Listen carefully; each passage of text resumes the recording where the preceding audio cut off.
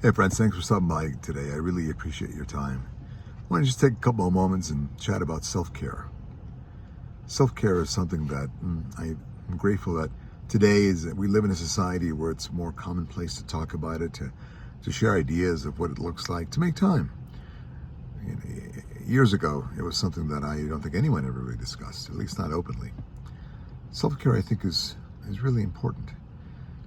Do you practice self-care? Or do you wait until something is really tough, that you're in pain, that you're suffering, that something's gone really wrong, and then you say, oh, I need to do something for myself? So let's break this down a little bit. You may say, look, Ro, I am super busy. I don't have time for that. Or I don't have disposable income to worry about that. I've got bills to pay. I've got food I've got to buy. I've got kids to care for. I understand all that. I truly, truly do.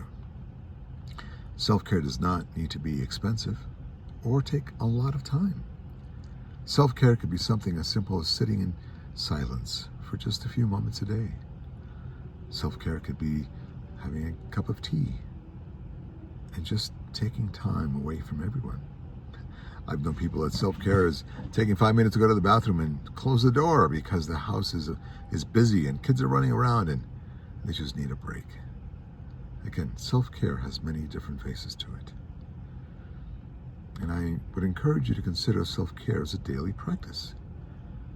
Because you see, if we wait until we're in pain, well, it seems like then it's a harder lift to get to a better place.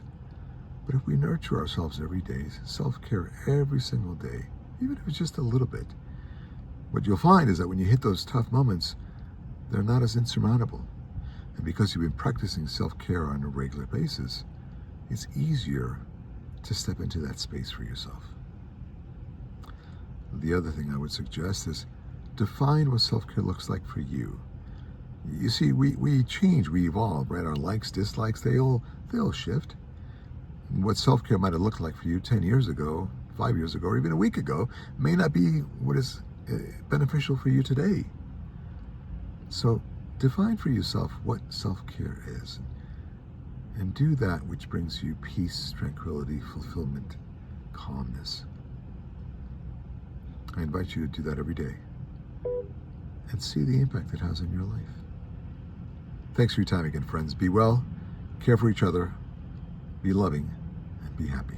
Till next time.